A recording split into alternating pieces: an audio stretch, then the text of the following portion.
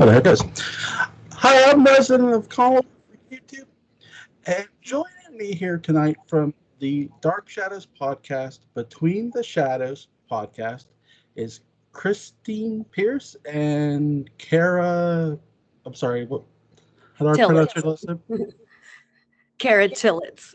Okay, thank you. It's I'm German.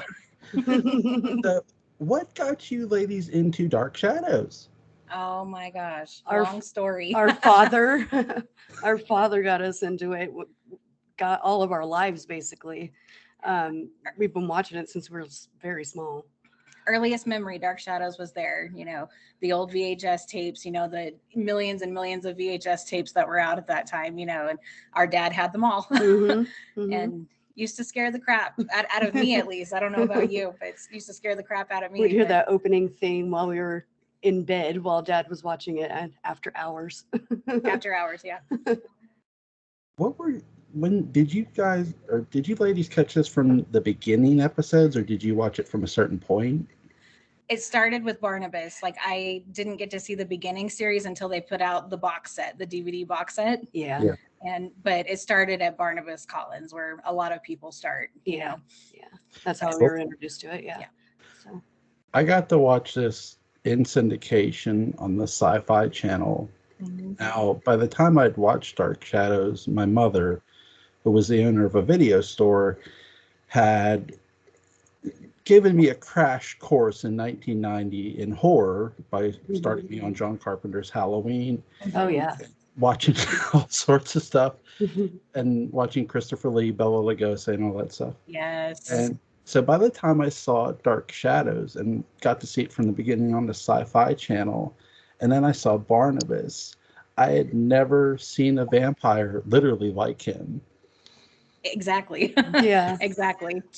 What were your thoughts on this vampire who was genuinely courtly?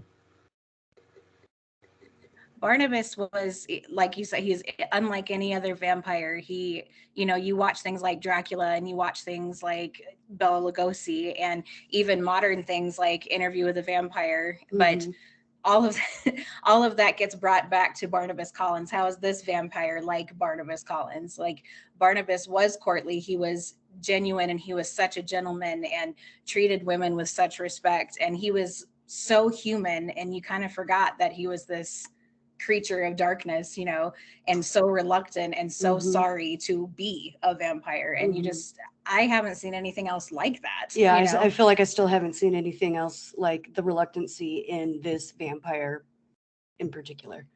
And there's been a lot of imitators, a lot of Barnabas clones. Angel comes to mind. Now, people will instantly jump to Twilight, but I'll jump to two that are a lot sooner. To me, Blade from Marvel. Yes. And Vampire Hunter D, which in a sense is a copy of Blade as well, but anime. But to me, Barnabas inspired so many vampires. He sort of, even when you watch like Bram Stoker's Dracula, to me, Dracula is almost at times being Barnabas when he's dancing around with oh God, I'm horrible. I forget the actress's name. But they're dancing, and he's literally courting her in every way. Oh yeah. Yeah. Oh yes. Like a normal man would, like very, very human, but still so very undead too. Right. Who's your both favorite character? Oh, that's okay. Well, aside from Barnabas, because he's the obvious answer, but I have to go with Julia Hoffman. Nice.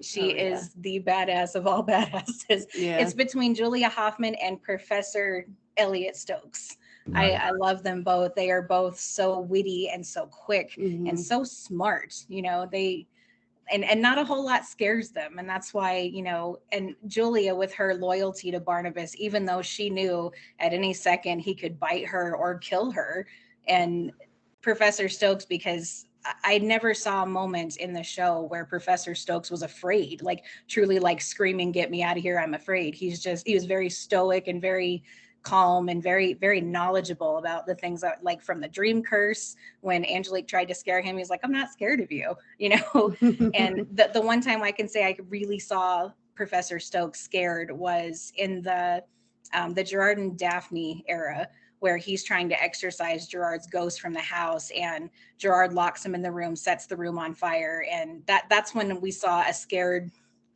kind of face on him. But I can't say that Professor Stokes was just ever out of his mind terrified, or at least he didn't show it. He was very good at concealing it. But that's my vote as far as favorite characters. But favorite characters, as cliche as it is, I love Quentin. yes, I love Quentin. He's fearless and rebellious, and just unafraid to practice what he wanted to practice, like in the macabre, and he stood up for himself. I think he stood up for himself because he was the troublemaker, or whatever you want to. He was the prodigal son. Yeah, but I like how he stuck up for himself. But if it wasn't Quentin, I'm gonna kind of go out on a limb here, and Sam Evans. Oh, he was honestly one of my favorites. That was kind of in the background. Yes, definitely. But the actor did so well. Yeah. And his character, he came back from so much, and he did redeemed himself over and over. Came back from stuff, yes, and just redeemed himself, and I liked him a lot. Yeah, that's good. I didn't think of that one. Yeah. I have a question for each of your favorite characters. So for Quentin, do you feel Quentin is the biggest, maybe, black sheep of the family in a sense? Oh my gosh. In a sense, definitely in a sense, he's the black sheep. Yeah, just as him coming back, like leaving Collinwood and then coming back. He wasn't welcome at all. He wasn't welcome. And even when Edith died, like, he got nothing. And he was like, well, I still have a place to live at least, and I'm going to take it.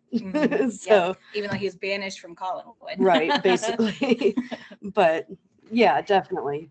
He always has a constant swagger about him.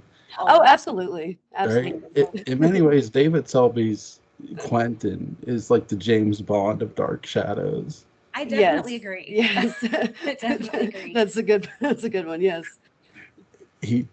Now, Mrs. Johnson is the spy, but yes. Right. And she was a damn good one too. Working for Burke. Yeah. I dig it. For Julia Hoffman, is she, because she comes in, from Maggie, from Wincliffe. She sneaks in the window of the old house, goes down the basement, sees the coffin. Do you think she's sort of an early inspiration for Carl Kolchak? I hadn't thought of it that way, but I think she certainly could be. There's some similarities there for sure. She knew what she knew, and she could have exposed him and chose not to. She was married to her work, so this was a huge breakthrough for her. So I think, yes, I definitely think there's some similarities there.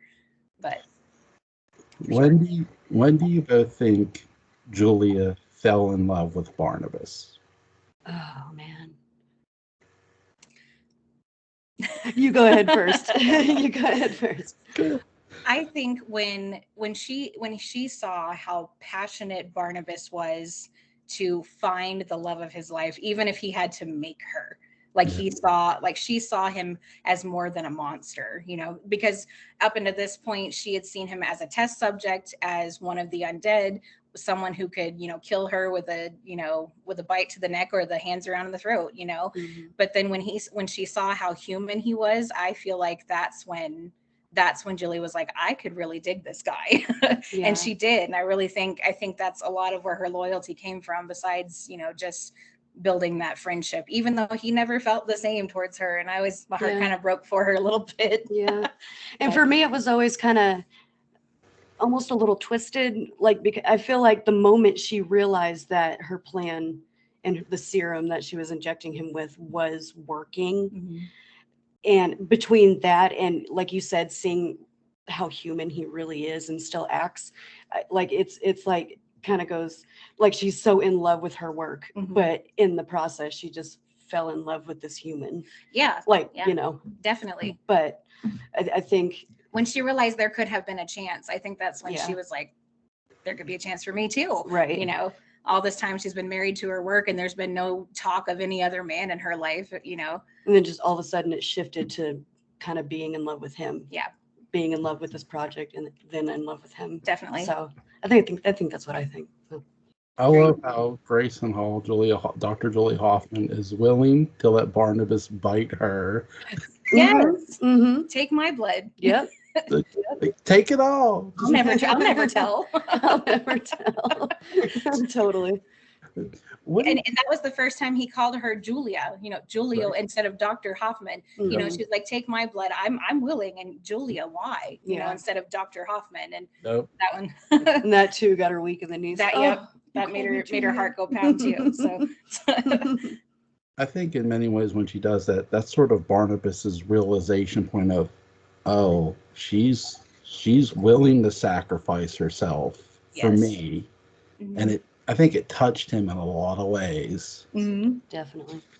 What did you both think of when we finally see Josette's ghost come out of that portrait? Mm-hmm. That was a got chills moment for me because before that it was all about this dark gothic soap about this girl trying to figure out who she is and where she comes from, and she's pretty sure that these Collins are lying and they know something they're Right. not telling. Right. And then you get the ghost, and all the things that David has been saying that you think he's just saying to get a rise out of people is completely true. There are ghosts at Collinwood, and this is the proof. Well, Is Josette. And up until that point, before you see her ghost, it's kind of typical soap opera drama. Mm-hmm. Yeah. That like, yeah. you know, between like the Roger and Laura and Burke thing, like that's Definitely. typical. And David, a misbehaving kid, typical soap opera drama. But then when they actually shift and go into that, you see the ghost. You're like, there's something else there's going a on huge here. huge shift in the show. Yes, definitely. So exciting, chills. It's still, to me, a hell of an effect for here's this show in the 60s, and I'm watching this in the 90s. Right. I'm just like, holy shit, that's awesome. Yes, definitely. Yeah. Definitely. Yeah. It was I was like, holy crap, there it is. There's a ghost. I love it. It's like they're actually doing it. Yeah. And from there, it just got weirder and more exciting, I think. And, you know, the hot and cold chills. And it was great, you know? So Burke Devlin, is he alive or dead in your opinion? I'm holding on to the fact that he's still alive. I want to. I always have. Like all logic tells me that he's dead, but for Vicky's sake, for the sake of Burke Devlin, I want to believe that he's out in the Amazon somewhere, making a new life. Like, okay, here's an example. Because in that last time that they went to the past before the show was over, and we get there and we learn that Quentin and his son Tad are gone at sea. You know, they were lost at sea and they were not coming back. They're dead. And then Quentin shows up after she's married Gerard, and she's like, I'm back. You know, I foraged my way through, you know, from city to city, and I finally made my way back to you. I'm hoping that that's going to happen for Burke. You know, I'm hoping he's like, I made it. I'm strong, you know, but so I like to hold out hope that he's still alive. Me too. What if Burke is alive in the jungles of the Amazon and he's fighting off all sorts of drug runners and bad men and maybe using an unknown name because he doesn't know who he is? That could definitely be too. That's absolutely possible. That'd be very Dark Shadows too, I think. Yeah. I sort of joked with my friend that for all we know, Burke Devlin could be the Phantom from the comic books. He totally could. Yeah. Like, we don't know. Like, Burke could still be alive. I mean, Totally. in the rule of I know Dark Shadows isn't horror, but when you consider the rules of it, it's until you see a body, you know, they're alive. They're alive. They're not dead. Definitely. Yeah. Definitely. For sure. And that paved the way for so many horror things, you know, so I definitely think that those rules apply. So what did you think of David Collins? Little David. David was my first impression of David. He was a monster. It's like, this kid needs to go. He doesn't need a governess. He needs a straitjacket and a shot of Thorazine and probably a Julia Hoffman to probably cure him. But or like Roger said, maybe military school. Maybe military school. But I mean, because in the beginning, you know, David went so far as to try to kill his dad. And I'm like, okay, that's a child who needs help. He needs reformation and reformation that a simple governess by herself can't bring. I mean, Vicky did end up bringing that reformation to him, but at the beginning, you know, it was more like he needed to be in a hospital and not in a mansion. But as the show progressed, you know, David, he still got into trouble. He was still that boy that found trouble everywhere he went, but it wasn't so. There was one other time he did try to kill his father, but he was under the possession of Quentin, I think. Pulled the string across the stairs and his dad fell over it, you know. Yeah. And I've talked about this a few times on the show, but I feel like David has a touch of clairvoyancy, and I think it's kind of obvious in the show. Talks to ghosts. And I feel like as the show went on, he matured pretty good as the actor and the character. I think he portrayed him and the attitude changed very well, and he matured, and he still talked to ghosts the whole show. So he just got older, and it showed. And I enjoyed it. If when we get a Dark Shadows sequel series, do you hope that David can still talk to ghosts? Yes, I do. Yes. It's really important, I think. Yeah. Because that's a part of David Collins, I think, you know, to be clairvoyant, to be able to talk to ghosts. And as far as we know, that's why Josette was even still kind of lurking in Collinwood, was to protect David and keep an eye on David. Right. It's like Santa, if you believe, then he's there. Without David, I'm not sure if we would have had the ghost of Josette, or, you know. Right. I agree. In theory speaking. Yeah, I agree. Yeah. Yes, he needs to be clairvoyant. Yes, I agree. Now, we know this was asked to me on Twitter about the widows, that was Josette the reason Widow's Hill was called Widow's Hill? And I said, no. I said, Widow's Hill was already a legend before Josette jumped. Right. So, but is Josette the most famous person to jump there? Or is there someone... I'm sorry. Go ahead. I'm sorry. Is there somebody maybe we haven't heard? Because you never know who might be mentioned later on. Right. Is there somebody maybe they're holding back, you think? I think maybe that one widow that Jeremiah Collins said, stop coming here, you're not welcome anymore because I'm going to build my house here.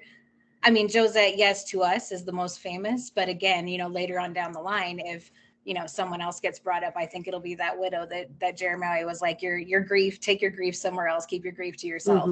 I think it'd be her. Of course, we don't know who she is, but I kind of think it would be her. That's a good point. But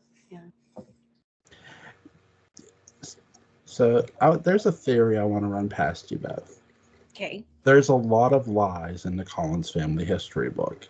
And yes. In fact, a friend of mine who got started on the show because I recommended it to him, yes. I said, listen, there's one thing you need to know for sure. Do not trust that history book. I said, some things, yes, but not fully. Don't quote it like a Bible. Definitely. So there's lies about Josette, other than her death, obviously. Well, certain parts of it. But Naomi's death is recorded later, not the actual year she dies. Which leads me to believe a theory I've had about Naomi, that now Naomi was promised to Joshua. Their marriage was arranged. I believe that Naomi was promised at a very young age, like a child. Right. And I think she ran away and became a pirate. That's an interesting theory. I mean, and some of the history books say that some of her jewelry came from pirates. Yeah. So that's a good theory. Well, instead of being given jewels by a pirate, what if she stole them? Maybe she stole them, and that's just what the history books say, you know. The history book is wrong about so many things. That is a good point. It's crazy because I was like, and here's what led me to believe this. Joan Bennet when she's standing in front of trash, she smacks him. Yeah, yes. She dares him to hit her. Mm-hmm. I'm thinking, God, this woman looks like she would just kill him in a heartbeat. Yes. Mm-hmm. Something tells me this isn't the first person she's challenged like that.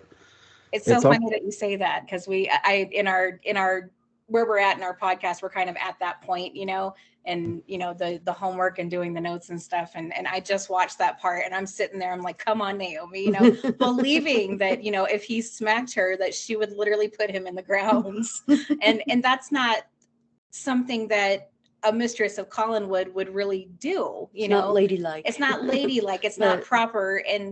But I believe with all my heart, Naomi would have done it. Mm-hmm. Mm-hmm. But yeah, I agree. I agree with you. I wish we could have had Joan Bennet as Naomi Collins.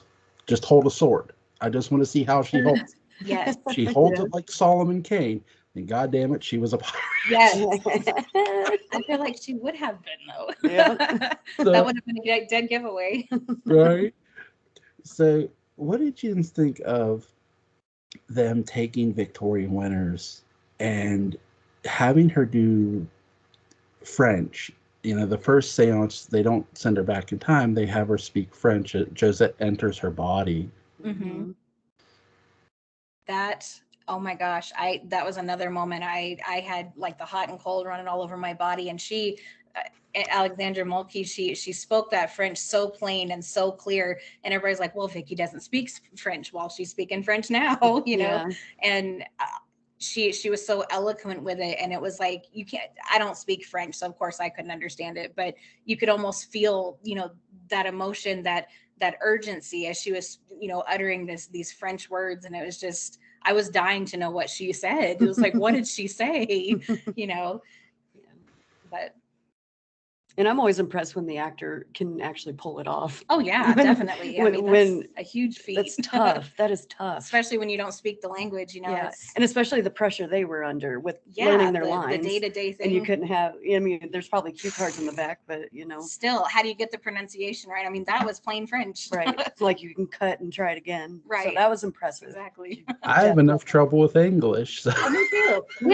Yeah. It's the hardest language in the world, I've heard. I've heard. I love it when Alexander screams when she sees Bill Mulvoy's body. Oh, yeah. She could have given Jamie Lee Curtis a run for her money as She really could have. Scream queen. Could have. Like, there's a body. Yeah, I don't think I can let out a scream like that, but that's years of smoking. So that is a talent.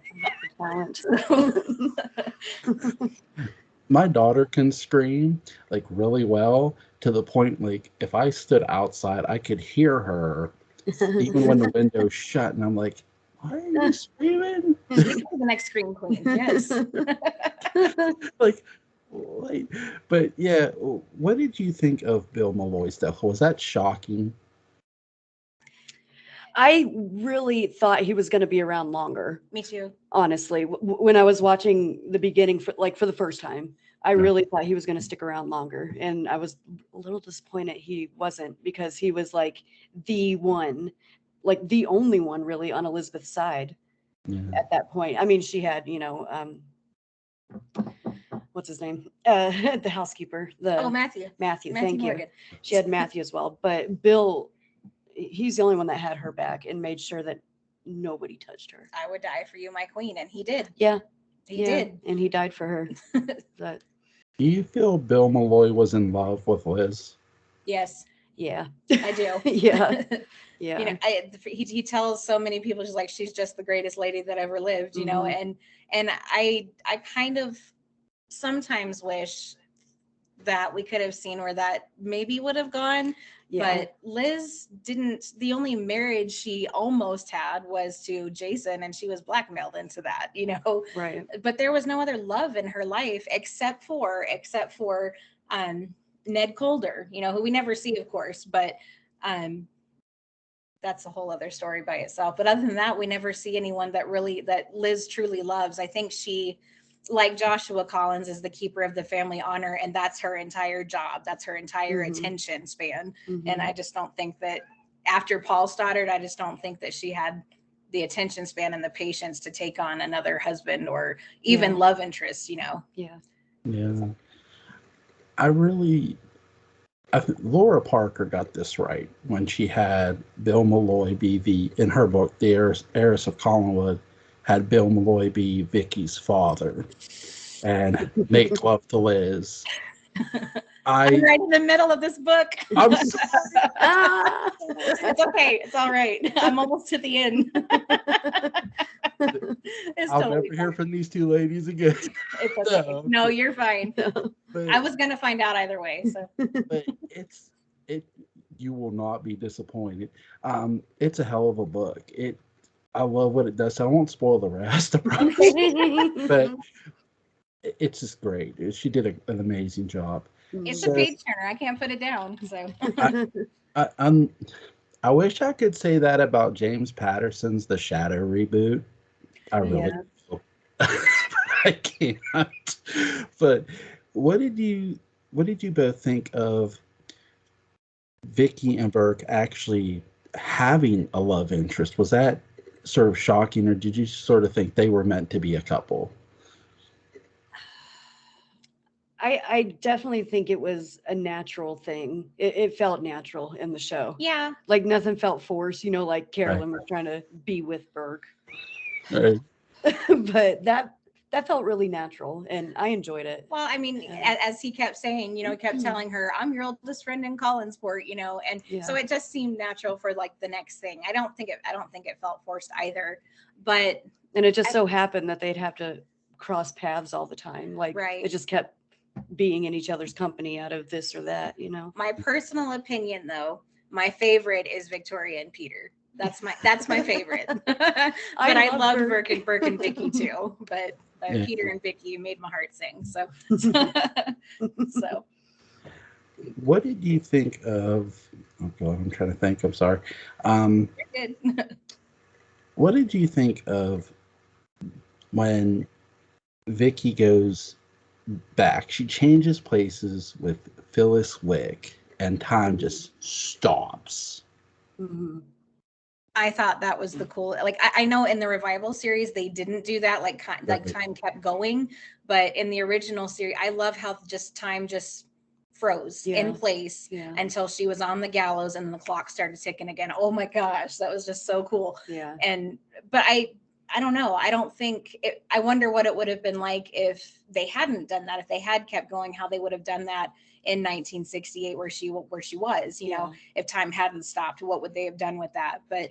But I do like that. You know, we got to see Vicky's life in the past, and everything in 1968 just stopped. Yeah, that was so cool. And I thought the actors did so good. Everybody just froze. Nobody moved until she was hanging on the gallows and then the clock started ticking again. That was it was so exciting. Yeah. But sorry. No. But I did like that aspect though in the revival series when they did where they kept it going. I thought that was interesting. But even in the real series, we kind of get the taste of it, I guess, with parallel time. Yeah. Kind of. Yeah. But it's not the exact same concept, but time didn't have to stand still when Barnabas did a stint in parallel time. Yeah. Like the other time was kept going and going too. Yeah. So but now they couldn't call him the devil, but we will for this podcast. Okay. Diablos, the devil. What did you both think of that? Of the devil. I'm sorry. Diablos. Oh, right. Gosh. That was crazy. And the very last time I watched it, you know, there's so much content and so many episodes that some things, you know, you don't retain. So you go back, you're like, oh my gosh, I forgot they did that.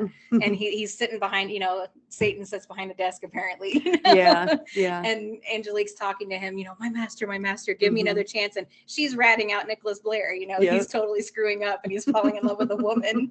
And like Angelique basically went to hell to tattle on Nicholas Blair. And I just it was hilarious. And I don't know. I thought they depicted Diablo pretty well.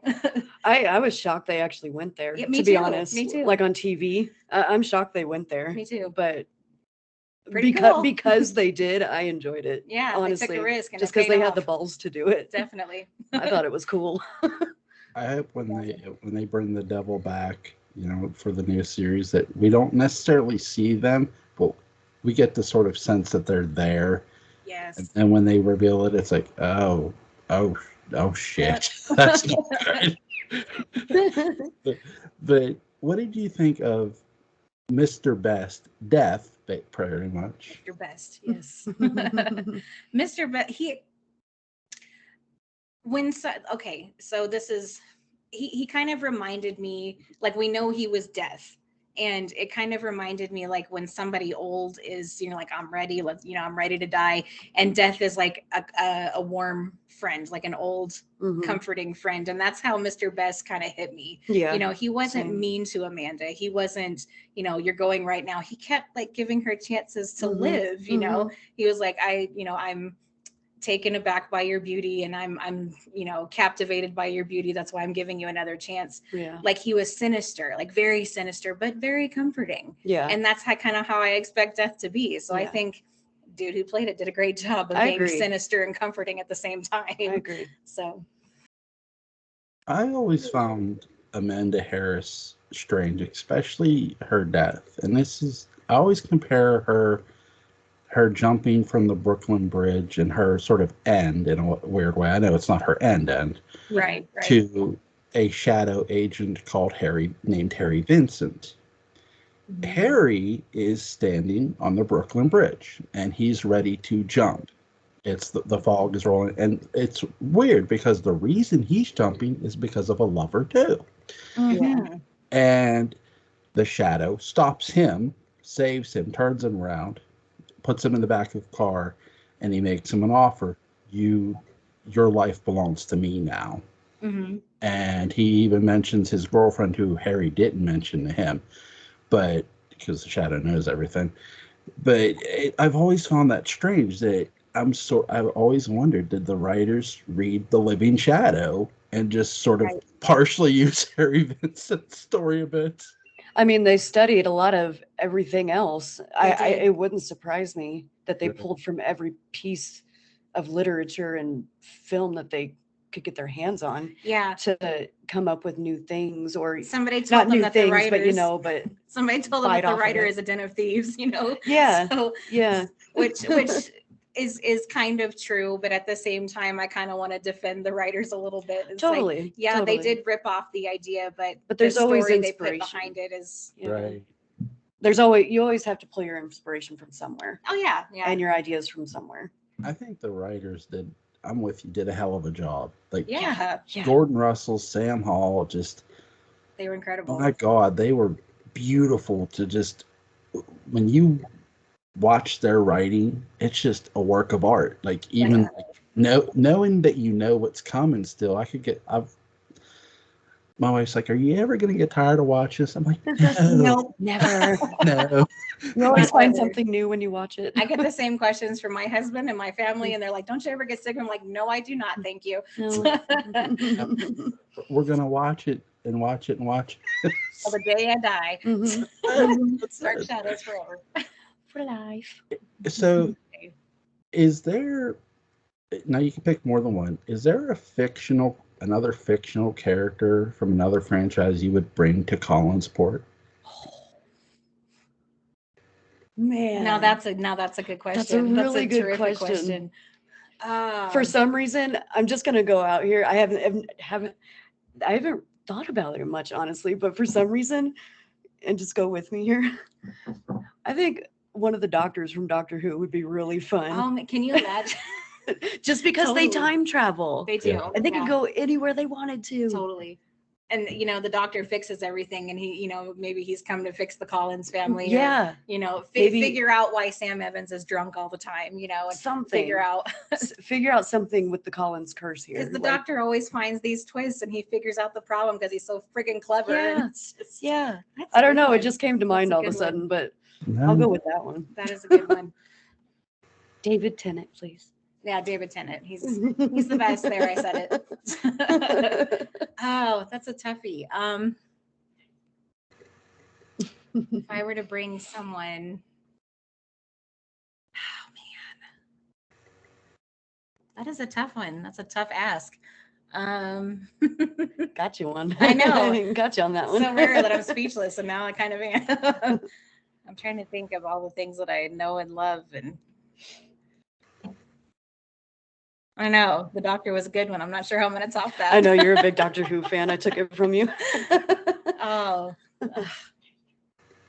don't know. I don't rightly know. We'll take it. Can we come back to it? I'm going to Sure. think. I see. I'm gonna cheat because I said more than one. I have three. Okay, Oh, I'm ready. One I wrote a story about, so I'll use this one first. Michael Myers coming to Collinsport. Ooh, And that's a good one. Coming there on the day of Halloween. Okay. And attempting to massacre the town until he goes up to Collinwood at night and runs into Barnabas. So that was something I played with a story I did, but I cool. always wanted to have fun with. Number two, now these next two, one would belong because he's a witch hunter from the 16th century, Solomon Kane. Okay, yeah. He's the greatest sword. He was crafted after the finest swordsman and the greatest pistolier. I've often joked if Solomon Kane were holding that pistol instead of Barnabas, we wouldn't be talking about this. No, we wouldn't. No, we wouldn't. Number three, to be the best pulp character ever, the Shadow, because no one ever knew who he was. Lamont Cranston was just a disguise he used. He even blackmailed the real Lamont Cranston, which was really fun. So I would love to see either of those three just show up. That would be so cool. That would be cool. I like the Michael Myers one. That's a great one. That would be interesting.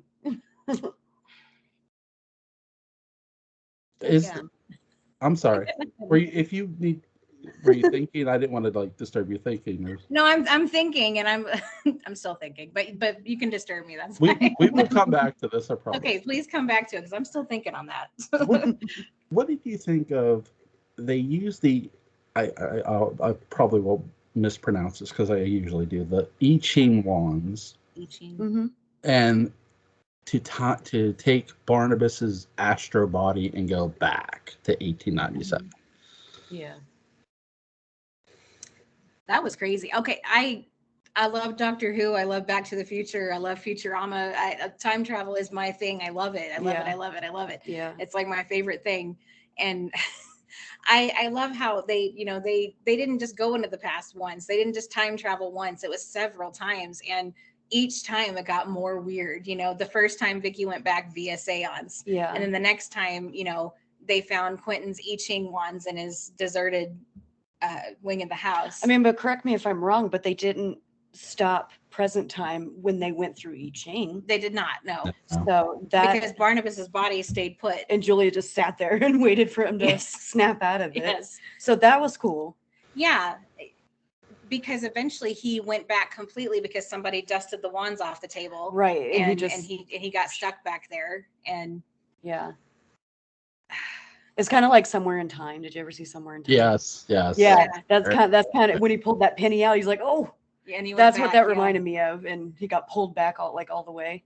That's what that reminded me of. That was pretty clever. I mean, I've kind of read up on I Ching and I don't understand it. Yeah. I don't it is way over my head, but I really love how they kind of incorporated it into being able to time travel. And then Count Patofi tried to do the same thing and was successful way back then. Like he was successful at one point that he realized when he needed a body to be there. Yeah. And every other time that he tried, he couldn't get there because he didn't have a host body. Right. Because Julia used the I Ching too, but because it was just her astro body, she eventually got pulled back. Right. But because Barnabas had that host body there, he could stay. Mm-hmm. And just the way that they, again, with the writers, the way that they explained it, they were just, man, it was incredible to watch. And that was one of those that was one of my, I love when they go back in the past. It's always my favorite. Yeah. But you get all the history. Yeah. Oh yeah. I love it. And the ways they keep choosing to go back into the past, it keeps changing. They don't ever think to do another seance to get back there. Mm-hmm. But what were your thoughts on Angelique literally choosing to pretty much help Barnabas in 1897? I think it was one of those fleshy moments for Angelique. Yeah, I was gonna say deep down, there is a human love there, even though she acts all crazy and possessive and Yeah, I mean, but at the end of the day, she's still a woman, and she's a woman who's thoroughly in love, you Yeah. know, and everything she did was out of some twisted love for Barnabas. yeah, and Yeah. of all the hearts you could have broken. And I'm always trying to root for her when she's seemingly trying to do the right thing. Yeah. I'm always rooting for Angelique. I just Yeah. can't help it. I just find myself Yeah, rooting for her Totally. because It's like, we know she's a witch. We know that she, you know, she's vengeful and she's very vindictive, you know, as we've all seen throughout this episode again and again. But at the end of the day, I felt for her. I felt for her humanness to have the man that she loves love her back. Yeah. And I think that was part of her helping him. It was like, if I do this one thing, maybe he'll love me back, you know. Yeah. And that the whole series, like from the time she got on till the time she died at the very end, you know, it was all Barnabas, I just want you to love me. I just want you to love me. And everything, I feel like, was an effort to get Barnabas to love her. Yeah. And every time it didn't work, she got that much more pissed off. Yeah. And I get that. As a woman, I get that. And I feel like for Barnabas, that's when she was weak with her powers. Yeah. Like, because it's like she had no self-control. Right. I have to use my power to make you love me. Yeah. So I think Barnabas made her weak in that aspect as a witch, I think. And people have commented on it too. Nicholas Blair commented on it, and then if I'm not mistaken, I didn't know it's like way further on, but Judah Zachary, or Gerard Stiles, but Judah Zachary. Yeah. You know, you're a fool, you know, and this is, you know, it's all about it's all because of this love for Barnabas. But do you think that Judah Zachary was, because Patrick McRae brought this up, and he brings up a great point, that he felt that Judah was suckering Barnabas back to 1897 to lure him back there. Do you feel that, or to 1840 or 1897 first? Good question. Good question. You go ahead and take it. You know, I honestly I hadn't thought about it, but I think that's a definite possibility, you know, because when they got back, you know, during that whole time, you know, first it was Quentin. First he used Quentin, and Barnabas had to go back and fix that. And then after that, you know, the next ghosts that they see at Collinwood were Gerard and Daphne, I think. I don't think they saw ghosts until, because they got back from 1897, and it was the Leviathans. Yeah. And then right. parallel time. That's and then all of a sudden there's these ghosts showing up again, you know. And so I wonder if that was like a strategic method on Judah Zachary's part to get Barnabas back. Yeah. And a very good question. And I can definitely see that for sure. Yeah. But why do you both think, because when Vicky shows up, Carolyn says, I don't want you to be alone. And she goes, and Elizabeth goes, I won't be alone. Oh, she showed. So now Carolyn doesn't have to leave with Joe. So why do you both feel maybe Carolyn never left Collinwood? Like we're talking like when she turned an old lady, like her whole life, like why she never left. Sure, just like at that moment, like where she could have just left. She didn't have to take Joe, right? Got it. She could have just left. So why doesn't she? The love for her mother, honestly. I mean, she really does care about family. I think family is important to Carolyn, and that's what her mom kind of instilled in her. In her. And I think at the end of the day, she wasn't sure Vicky was going to stay, you know, because several times Vicky was like, I should go. I'm going to go. She was packing her suitcase and everything. Yeah. And I don't know, but I think Carolyn, I think there was maybe some guilt there too. You know, if I leave my mom, you know, she already knows what kind of she doesn't know why at this point, but like she knows her mom is in some kind of something seems to be like holding her back. Like she's got some kind of dark demon or secret or something. And there's nobody there for her, especially after Bill Mulvoy dies. Like there's nobody there left to look after Elizabeth. I mean, if she needed any looking after. I kind of think sometimes she saw Liz as frail, even though Elizabeth was incredibly strong. Yeah. But I don't think Carolyn saw it that way, because I think she saw her mother change you know, even from a small child when Paul Stoddard left and she was sure that she killed her, you know, and Liz became this very within herself woman, very not really depressed so much, but just very standoffish, very much within herself. And I think Carolyn picked up on that even as a small child. Yeah. And, you know, maybe it was a bit of codependency, or maybe she thought her mother was codependent on her and she didn't want to break that, because I think maybe she would have felt a lot of guilt over that. Yeah. But, yeah. I don't know, just my thought. Yeah. But I think Carolyn stays. She's literally she's sort of, I think, partially staying for the same reason her mother won't leave the grounds. She's waiting for her father. that too, yes. Like, Yeah. Paul's an asshole. Totally, he totally is.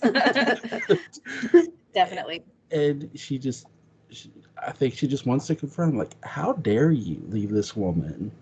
Like, you know, I think she wants to be the first one to do it too. Definitely. Yeah. And she kind of is when he comes back, you know, Yep. why'd you leave us, you know? And he goes into the story about how Jason McGuire told him this, and, you know, and whatever, and I didn't see Jason McGuire again, and, you know, had a reason, had an excuse, but Carolyn still at the end of the day, well, you still left us, so, you know. Yeah. And I was thinking about it. I think that's probably still one of my favorite plot twists of the show, is that Paul's actually still alive. Yeah, that Paul's That's still alive. I always go back to that was one. insane. And I love it. And then when he shows back up later, yes, that just blows your mind. Yes. When do you think Paul and Jason first met? Oh man. It had to have been, I don't know, for just the vibe that I get, it had to have been well before, okay. So in 1966, it had already been 18 years since she killed her husband. And before that, you know, he and Jason had been friends. I don't know, because I don't. Maybe they worked together somehow. Like, I don't Like think they met. Paul was a stand-up guy. I think he had ties and some other things, and then there was Jason in with these, you know, black ties somewhere, and They probably met at the Blue Whale. Probably met at the Blue Whale or on the docks, or, you know, because Jason was a fisherman, you know, or not a fisherman, but he, you know, he sailed. He was a sailor. Sorry, not a fisherman, a sailor. And I don't know. Yeah. In a big port town, I don't think it's hard to meet up with sailors and schmooze and to figure out who's with the Collinses and who's not. I mean, I kind of think Jason was probably a big instigator, but I don't think Paul was stand up either. You know, I think Paul had some, you know, some demons too, you know. Yeah. He wasn't a Collins at all, you know, or like a Collins should be, but yeah.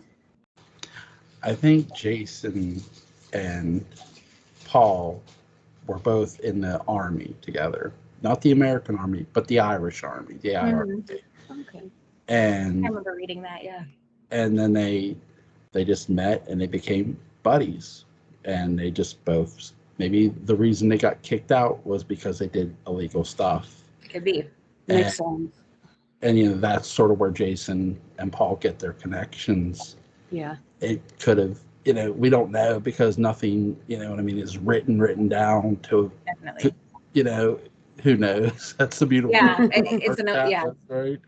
We don't know. It's like, so you're left with speculation. It's like, yes, definitely. That's huge. Speculation is huge, especially where they don't finish it. Like the Burke Devlin story, they don't finish it, and they didn't finish, Vickys' you know, parentage. Yeah, I mean, there's a lot of speculation in a lot of places in Dark Shadows, so that's what we have to go on. Okay. Who do you both think Vicky's father and mother are?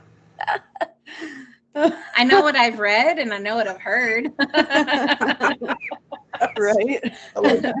I know I've read that Paul Stoddard is her dad, but we've also heard from fans and from people who have literature or whatever that actually this Ned Calder is her father. Yeah. But we've had so many scenarios going through our head of maybe it was Roger, maybe she's Roger's daughter, you know, because Roger was kind of a dirtbag in the beginning too. I mean, he still kind of is, but character development. But in the beginning, you know, he was, you know, he married Laura because I don't even know why he chose to marry Laura when she was Burke's girlfriend. I think it was maybe to keep her quiet about the manslaughter thing. But, you know, Roger could have totally stepped out and had a daughter somewhere along the way. You know, he wasn't a stand-up guy at first either. And then he could have been Bill Malloy's daughter. You know, she could have been Bill Malloy's daughter too. Yeah. I mean, there's so many theories out there. I think the one that makes the most sense, though, Liz is definitely her mother. Oh, definitely. Liz is definitely her mother. Yeah. And as far as the men in her life, which aren't many, and it's definitely not Paul, Mm-hmm. Ned Coulter does make a lot of sense. Once you find out the relationship, yeah. Yeah. I mean, it could have easily been even just a one-night stand. Yeah, totally. Like just one of those situations. It's a soap opera. Could have been Matthew Morgan for all we know, because Matthew Morgan loved her too. Yeah. So, but I think Ned makes a lot of sense. Yeah. Because you actually saw Liz kind of reciprocate those feelings. She never reciprocated towards Bill Malloy or the way she talked with Ned on the phone, because we never saw Ned, but the way she talked to him, you know, just for a second, just for a glimmer, you see this little smile in her eyes when she's talking to Ned, and it does kind of make sense. Yeah. But that's what I think. I think Liz, in many ways, and Carolyn are a lot of like when Liz was younger. She was very probably outgoing and adventurous and loved to go to the Blue Elm party. Probably. So, I agree. You know, I agree. I hope one day either the audio dramas or maybe the new series does young Elizabeth, and we get something so from cool. that. I would love to see young Elizabeth. That would be so Yeah, cool. we actually get that backstory. Yes. Yeah, That that would would be be awesome. really cool. I Yeah. agree.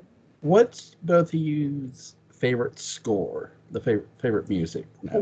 The Secret Room. That's my favorite. I love that one. I love the ominous tones in it, and it makes me go, woo, seance, you know. But go ahead. Sorry. With Josette's music box is a close second. Yeah. Yeah. Again, I'm going with my boy, and it's Quentin's theme. Yes. It's always been. I've got it as my ringtone. She's gonna walk down the aisle to her wedding to that song. With Quentin. There's I literally talked about this last night too on a podcast. It's like Quentin's literally got so many women that how does he only have 2 kids? It's like, That's a great question. There's no way this guy just has 2 kids to one That woman. we know about. That we know of. There literally could be kids we just don't know about. Mhm. I mean, Chris Jennings didn't even know he was a Collins. You know? I mean, who knows? So because he's a descendant of Quentin, you know. Yeah. I bet there's more out there. I bet you there is. That's funny. For Let's this better lock the door. for the sequel series, what do you both want to see? I want to see Barnabas Collins done right. Damn it. I want to see somebody who can bring at least 75% of the things that Jonathan Frid brought to Barnabas Collins. The reluctancy, the dialogue that Jonathan Frid had in this show. And I know most of this, a lot of it's credited to the writers, but the way that Jonathan Frid delivered these intricate dialogue, that's what I want. You know, that I want somebody who can do that. You know, I want somebody who you can see the remorsefulness and the woeful in his eyes, you know, and not just, you know, I'm Barnabas Collins, you know. Yeah. That truly, more than anything in the world, that's what I want. That's what I want. And it's kind of like you mentioned earlier. I've always wanted a little more backstory. Like when we saw the Laura, Burke, and Roger thing, I would have loved to seen all that drama, like Definitely. as it was going down. Absolutely. And the whole Liz and Paul Stoddard. I would have loved and to the see Ned Calder thing. I would have loved to have seen that too. I would have loved to seen Liz when she found out she was pregnant with Carolyn. Yes. I would have loved to seen something like that. Yes, and- I agree. And the other thing is, in the early episodes before Barnabas, pre-Barnabas, like we got to see a lot of the town. Like they showed like the docks and the hotel And and the boats people driving in cars. As like, I'd like to see more of like more of Collins. see more of Collinsport. I agree. I Yeah. absolutely agree. Yeah, that's what I'd like to Which see. is about the only thing that I can credit to Tim Burton's film, and that's all I'm going to say about it is that we got to see some of Collinsport. But that's all I'm going to say about it. Because Right. if you don't have anything nice to say, don't say anything at all. It's a hard one to talk about. I think there's moments in that movie they don't take advantage of, and they just, Absolutely. you know, someone asked me, do you like the 2012 movie? I'm like, no. And they're like, do you watch it? I'm like, yeah, I watch it. It's something to Yeah, watch. totally. it's like, look, all movies have problems. Absolutely. And that movie has a lot of them, sure. But hey, it's my favorite scene that I love that they have Maggie / Victoria be this woman who can talk to ghosts. And I was talking to this about Mark last night. Instead of showing her running from the house, what they should have had was a phone ringing, and it's Maggie's father. Your daughter has escaped from Wincliffe. There's your Wincliffe nod. Yeah. Yes. Yeah. They should have had this mental patient who the parents ignorantly put away because they didn't know what was wrong with her. They thought she was crazy, and she was. Right. And have that traumatic experience. There's things they could have did to fix this movie. I agree. Little things, Right? Just because I love how Josette's ghost points in the newspaper where to go. Like, here, go here. Collinwood, here it is. And it's like, okay, now go back and give this woman a little more backstory, please. Yeah. Yes. Definitely. That would have made a world of difference, I think. Yeah. Like something. But I love how they have her go missing for half the movie. And it's just like, where'd she go? Right. Yeah. Yeah. I mean, they could have done so much more with Josette. I mean, even Barnabas didn't bring her up that much, Oh, my Josette, it's like, oh, well, for those of us who don't know, who's Josette, and it's just, they definitely could have done more backstory with Josette. I agree. Definitely. Yeah. But I wish they would have literally, if they're going to, when they were back in the past, I was hoping when they casted Alice Cooper, they would have him as Barnabas's dad. that would have been cool. Just have him as a music act and a cameo. It's like, you're wasting this man's time. Yes, absolutely. Definitely. It's like the whole Keith Richards being Johnny Depp's father in Pirates. It's that moment. Yes, Very definitely. cool. But I think there's things they could have did that make the movie better. But that leads me to this: what's your favorite Dark Shadows movie? Oh my gosh! Well, House. I mean, I loved them both. Don't get me wrong, but I loved House of Dark Shadows. I like how they kind of. I liked how they kind of just took the regular, picture of the vampire and let Barnabas be that just once. For once, they let Barnabas be like a true vampire, the villain, no, in the movie, not reluctant. And I kind of wish they had included Angelique in that, because that's the reason he is a vampire. And they did include her in Night of Dark Shadows, but not in the capacity that she was in the show. And that kind of bugged me just a little bit, but I still like that they brought her back, at least for one of the movies. But I kind of wish it had been in House of Dark Shadows, because Barnabas is a vampire, because he wouldn't love Angelique. So I feel like that was her rightful place. Yeah. But I'd probably go with House too, honestly. I mean, I love Night of Dark Shadows. I liked where they went with it. Like, it's Quentin, of course you loved it. It's like no, but I liked where they went with it, and they did things that kind of shocked me, like the whole hanging from the tree. Yeah, that shocked the crap out of me, dude. That gave me chills when I saw it. And this whole Angelique's ghost, she was a little creepy as a ghost in that movie. Movie actually gave me the creeps when I first saw it. I'm like, oh, because House of Dark Shadows, you know what's coming. It's Barnabas. He's a vampire, know. But Night of Dark Shadows, it gave me the creeps, kind of like maybe The Exorcist would, Right. And right. And I didn't expect to feel that when I first watched it, and I keep watching it, and I still keep getting freaked out. So, but yeah, I think House is probably my favorite too. Fresh off the whole series, you get to see these characters again in like a movie, and somebody's playing something different or somebody different. And, definitely, but it's all kind of the same story in like an hour and a half. Agreed. Yeah, it's the whole it's like the basic story in a nutshell. Yeah. So I'd go with House. What's your favorite scene from each movie? From each movie, I like the way they olded him up. They aged him. Yeah, the way they aged him. They aged him in the series too, but the way they aged him in House of Dark Shadows, it was really good. It looked like a 200-year-old man. Yeah, like in the series, it was kind of like, oh, he could be 90 or 100. No, in House of Dark Shadows, he was an old friggin' man, like fresh out of the grave, an old man. Like you could smell the rot through the TV. Yes, the way they did his makeup. And in Night of Dark Shadows, the one scene, and I'm gonna go with this one because it freaked me out the most. It's at the tail end where you think everything's great and they're packing up and they're leaving, and Quentin's like, hang on, I'm gonna go get my paints, I'm gonna go get my easel or whatever it is, and he's taking forever, and not Daphne, her name's Tracy in the movie, goes in to get her, goes in to get him, and she's like, where are you? And he's nowhere to be found, and I'm getting chills just thinking about it. But she turns around and there he is with that look in his eyes, and she's like, oh shit, no. and then realizes, the ghosts, the demons have won, And then you find out that the neighbors, I forget their names, but Carolyn and Willie, whoever they played in the movie, they were dead too, on the highway. And it was just like, whoa, gave me chills. That was, that's a good one. So. My favorite scene in House is Carolyn's funeral. You have everybody there, and the Jerry Lacey reading is just creepy. It's Psalm 23. Oh my gosh. Mm-hmm. Yeah, it's just I can't sit in church and hear that verse now. Thank you, Jerry Lacey. Because that's all I can think of. Like, who do you want to read at your funeral? Jerry Lacey. Jerry Lacey. Thank you.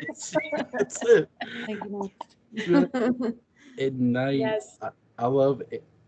Laura Parker as Angelique has her own church out. Brenda painting the life, Charles, and it's beautiful. Yes. It's creepy as hell. Oh my gosh, that movie is so creepy on the whole, but so it's kind of artsy too. It's totally. It's like beautifully done, and even though it has pretty much nothing to do with Dark Shadows, it's just the characters and stuff. But it was a great standalone movie all by itself. Without. I feel like they kind of touched on a new creepy that they didn't touch on in the series. Yes, absolutely. That had me intrigued. This could have been, a parallel time that they had gone to, and holy cow. Yeah. But what were your thoughts on Charles Delaware Tate working for Petofe? I kind of felt bad for Charles Delaware Tate. I mean, anybody's under Petofe's spell. So it's like he had such a rich career and he made so much money and he was so successful and everybody loved him. Everybody wanted a Charles Delaware Tate. But he was so oppressed by Petofe, and it was like, okay, well, what do you want from me now? He's like, Charles, I have made you a very successful man. I've made you a lot of money, women want you, men want to be like you kind of thing, but at the same time, he was like, I kind of wish I didn't have this. I think I'd rather be, not a painter and not successful. Well, Petofe gives it to him. And then he's like, wait, please, I just need to draw. Please just let me draw. And he regrets, Petofe taking it back, even though he felt so oppressed, even if he was successful. And it was just poor Charles. That's all I can say. I agree. He's very oppressed. Yeah. I agree. Yeah. Sorry, I'm chatty. You can answer too. Oh, no. I'm very passionate about Dark Shadows. Very passionate. Do you both feel the hand of Petofe is out there somewhere? It's got to be, dude. It's got to be. Man. I don't know, though, because, I mean, he got away. He got away from the fire because his remains weren't there. So that hand's got to be out there somewhere. Yeah, makes sense. But I don't know, in the West Indies somewhere, or, where the gypsies are. Maybe the gypsies have it again. The gypsies are very crafty that way. And maybe another member of the Romana family was able to get it back. And I just, I kind of like to believe that they did because, they're the ones who Magda stole it from in the first place. And like you said, they've taken it far, far away, where you can never find it. And gypsies are very crafty that way. Yeah. So I like to think that the gypsies have it. Somebody from the Romana clan has it still. Yeah. So, What did you think of Magda? The character? I loved Magda. I loved great. her. She was spunky. I forgot that Magda was Grayson Hall. I just, because she's so different than Julia Hoffman, and totally transformed. I guess it's a nod to, the type of actress that Grayson Hall was, but you can just tell she was having such a good time playing Magda, Totally. And I don't know, Magda, the character Magda, she was a gypsy. She was, she swindled sometimes, because that's what gypsies do. And she was very, vindictive when she found out that Quentin had killed her sister. Well, Quentin didn't know that was her sister, and that's when she put the curse on him. But then when she found out that Ginny had kids, she all of a sudden became very remorseful, which was very uncharacteristic of a gypsy. Yeah. And all of a sudden Magda had a heart. Magda was, there was this good side to Magda, and she tried everything she could to lift the curse because she knew that would be handed down to her niece and nephew, and it just, it kind of broke my heart. But I mean, Magda was pretty badass too. There was one thing for certain: she definitely protected the people she loved. Oh, definitely, like Sandor, definitely. Jenny. She tried, protecting Jenny's kids. Yep. So yeah, I think that there was no two people in the world that she loved more than Sandor and her sister Jenny, and then when Jenny's kids, when she found out that Jenny had kids. Yeah. But okay, in the new series, who would you cast as Barnabas?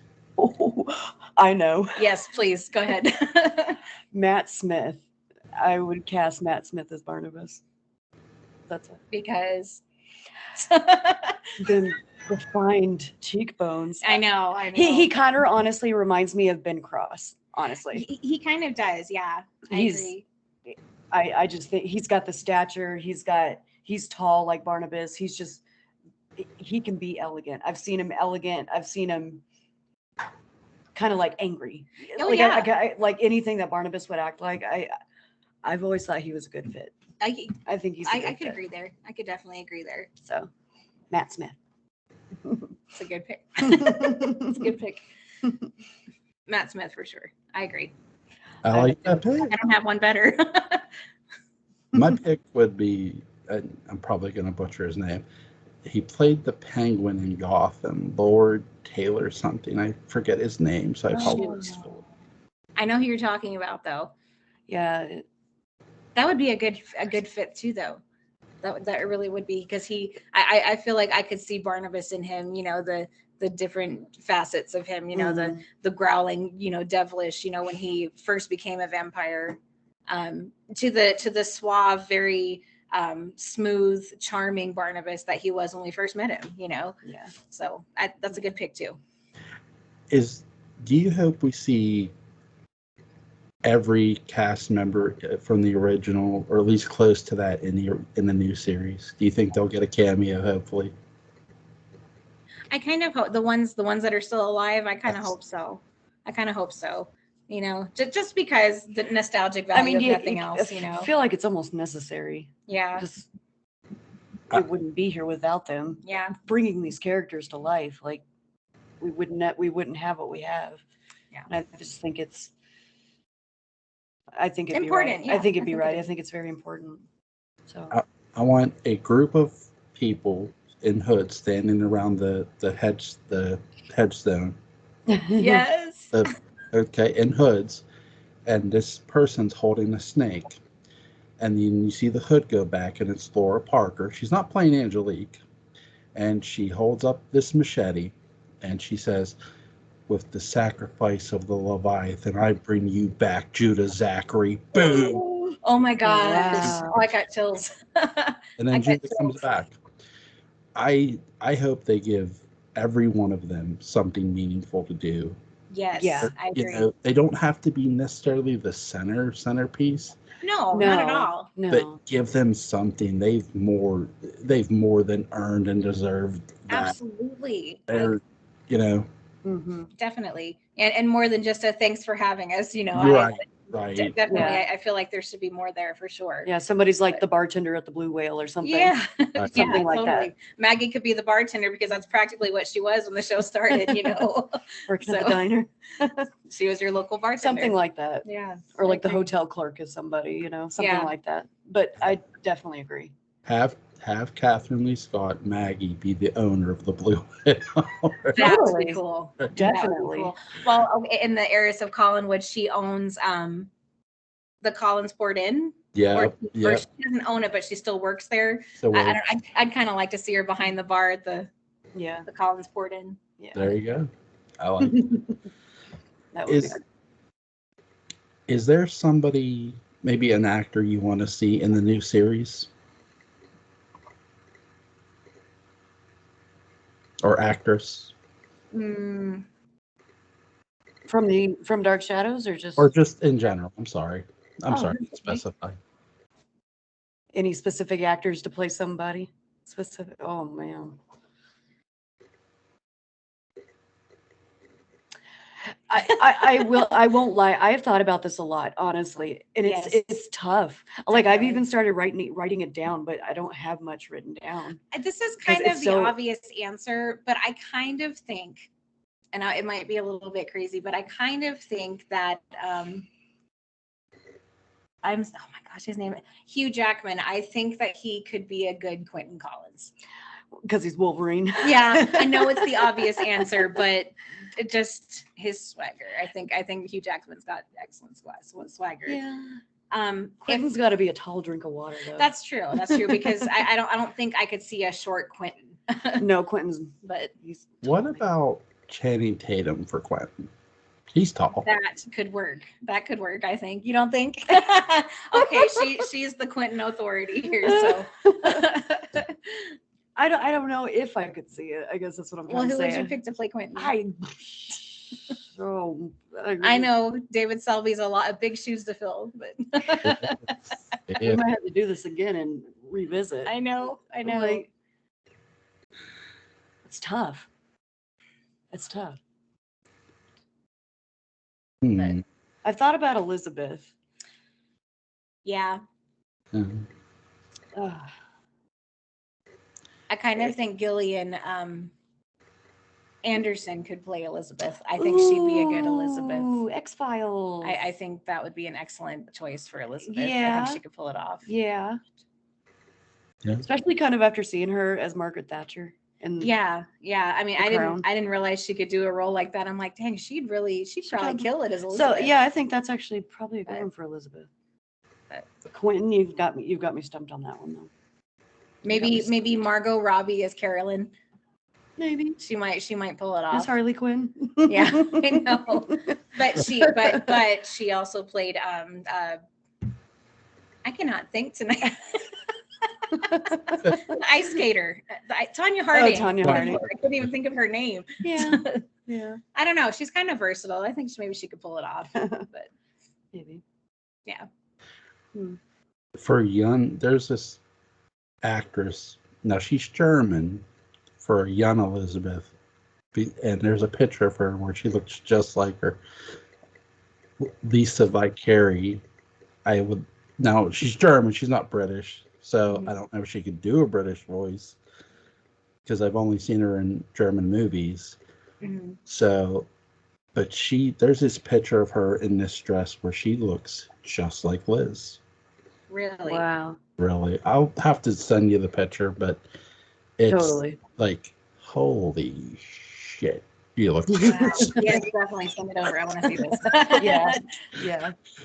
It's so hard because it's like these original people played these roles, and it's really hard. It's really huge shoes to fill, and it's hard to pick one person to say, can you do this? Can you live up to this? Mm-hmm. But yeah, I don't know. I'm trying to think.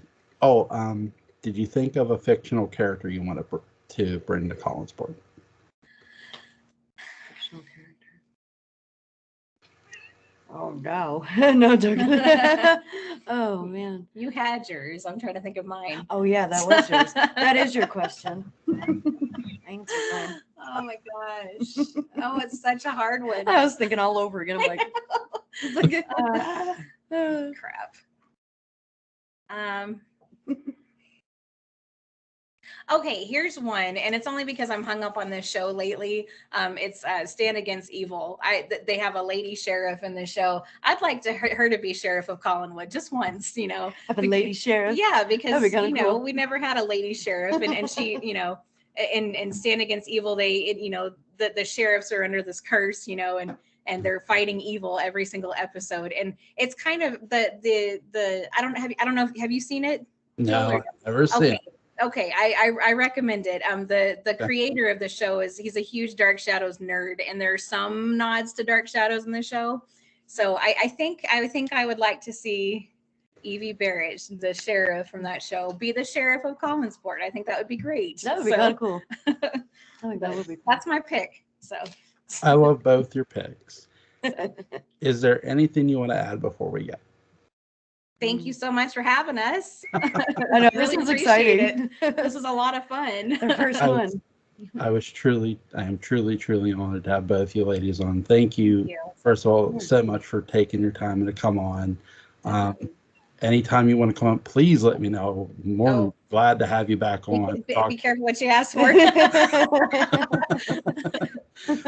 But back anytime you like.